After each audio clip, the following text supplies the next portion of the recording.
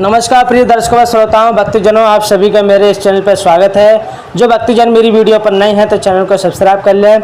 आज मैं गीता से कुछ ऐसी बात बताने वाला हूं कि व्यक्ति जब मरता है तो उसके चिंतन में क्या चीज़ें आती हैं और वो किन चीज़ों को स्मरण करते मरता है, फिर उसका जन्म कैसे होता है, किस योनि में वो चला जाता है। ये सब चित्त का ही खेल है, अंत समय का खेल है। तो प्रश्न है, अंतकाल किस समय का वाचक है? अंतकाल किसे कहते हैं? समझ के चलना। जिस अंतिम क्षण में इस स्थूल देह का मतलब ये शरीर पंचभौतिक, प्राण, इंद्रियां, मन और बुद्धि सहित जीवात्मा का वियोग होता है। इस शरीर से प्राण, इंद्रियां, मन, बुद्धि, जीवात्मा का वियोग होता है, यानी कि बिछुड़ना होता है इस शरीर से। उस क्षण को अंतकाल कहते हैं। उसे मृत्यु भी कहते हैं। मृत्यु इसे कहते हैं कि इस सूक्ष्म शरीर का और स्थूल शरीर से वियोग होना, इसे मरना कहते हैं। ठीक है।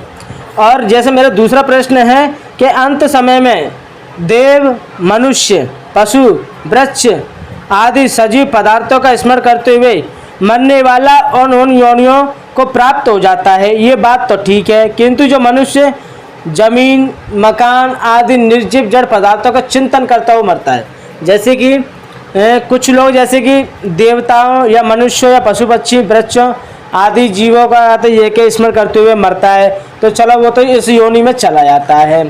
वो माने किसी पंछी का स्मरण करते हुए मरेगा तो पंछी का जन्म मिलेगा, पशु का स्मरण करते हुए मरेगा तो ये ऐसे पशु में या तो ये जाना पड़ेगा। और माने वो, लेकिन यहाँ पर बताया गया है कि जो मनुष्य जमीन, मकान आदि निर्जीव जड़ पदार्थों को चिंतन करता हुआ मरे तो उनका कैसे प्राप्त होता है, वो कैसे प्राप्त होता है? तो यहाँ पर उत्तर है, जमीन, मकान आदि का चिंतन करते हुए मरने वाले को अपने गुण कर्म अनुसार अच्छी बुरी योनि मिलती है। उस योनि में वह अंत समय की वासनाओं के अनुसार जमीन, मकान आदि जड़ पदार्थों को प्राप्त होता है। अभिप्राय यह है कि वह जिस योनि में जन्मेगा उस योनि में उन स्मरण किए हुए जमीन, मकान आदि उसका संबंध हो जाएगा। जैसे मकान का मालिक मकान को अपना समझता है, वैसे ही उसमें घोंसला बनाकर रहने वाले पंछी, बिल बनाकर रहने वाले चूहे, चींटी आदि जीव भी उसे अपना ही समझते हैं।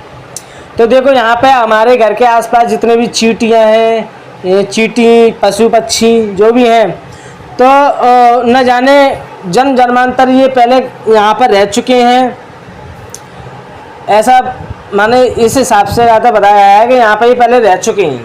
तो इनके स्मरण में जमीन, संपत्ति, यहाँ पर इन्हें स्मरण करते हुए ये अपने देह का त्याग किया है, तो इन्होंने यहाँ पर जन्म लिया है चींटी के रूप में, पंछी के रूप में।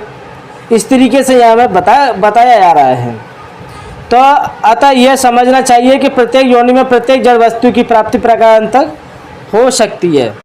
और देखो यहाँ पर तीसरा प्रश्न जो है, सदा तदाहाव भाविता, उसे क्या अभिप्राय है? मनुष्य, उत्तर है, मनुष्य अंतकाल में जिस भाव का स्मरण करता हुआ शरीर त्याग करता है वह उसी भावित हो जाता है, भाव को प्राप्त हो जाता है। ये सिद्धांत तो ठीक है, परंतु अंतकाल में किस भाव का स्मरण क्यों होता है ये बतलाने के लिए भगवान सदा तद्भावित कहते हैं। अर्थात अंतकाल में प्राय उसी भाव का स्मरण होता है जिस भाव से चित्त सदा भावित होता रहता है। सबसे ज़्यादा तुम्हें क्या प्रिय है, तुम्हें अच्छा लगता है, उसे सुख मानते हो, उसी में अपने भावों को प्रकट करते रहते हो, तो मरते समय उसी का भाव प्रकट हो जाता है। जैसे वेद लोग किसी औषधि में बार बार किसी भी रस की भावना दे देकर उस रस को भावित कर लेते हैं, वैसे ही पूर्व संस्कार जो हमारी आदतें हैं, संग, वातावरण, आसक्ति, कामना, भय, अध्ययन आदि के प्रभाव से मनुष्य जिस भाव का बार बार चिंतन करता है वह उसी से भावित हो जाता है। सदा शब्द से भगवान ने यह निरंतर निर्देश किया है कि अभिप्राय यह है कि जीवन में सदा सर्वदा बार बार दीर्घ काल तक जिस भाव का अधिक चिंतन किया जाता है उसी का दृढ़ अभ्यास हो जाता है। ये दृढ़ अभ्यास ही सदा तदा भाव से भावित होना है। और ये नियम है कि जिस भाव का दृढ़ अभ्यास होता है उसी भाव का अंतकाल में प्राय अनायास ही स्मरण होता है। कितनी सुंदर बातें हैं। और देखो, न जाने कितने लोग इस चीज़ को नहीं जानते हैं। कहते हैं कि परमात्मा का नाम लेते रहो, स्मरण करते रहो, इस चित्त में उस राम नाम को भरते रहो, क्योंकि राम नाम स्मरण होने से ही अंत काल में वो नाम स्मरण हो जाए। परमात्मा का नाम स्मरण होने से ही हमारा कल्याण है। मरते समय जिस चीज़ का हमें स्मरण होगा उस योनि में हमें फिर जाना पड़ेगा, हमारा द्वारा से पुनर्जन्म हो सकता है। लेकिन परमात्मा का नाम लेते लेते लेते लेते इस चित्त में वही समा जाए, अंत काल में उसी नाम का स्मरण हो जाए तो हमारा जीवन धन्य है, हमें मुक्ति हो जाएगी, मुक्त हो जाएंगे इस चीज़ से, जन्म मरण से चक्र से हम बाहर निकल जाएंगे। तो मेरे प्यारे श्रोताओं, भक्तजनों, आप लोग हमारी ये वीडियो कैसी लगी?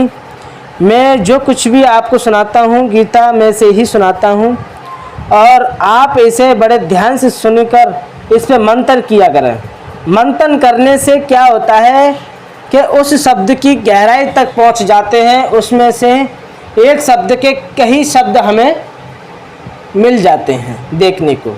तो मेरे प्यारे श्रोताओं, भक्तजनों, आप सभी को मेरा बारंबार प्रणाम है, और ऐसे ही वीडियो आपको देखने को मिलती रहेगी। जय श्री कृष्ण। नमस्कार।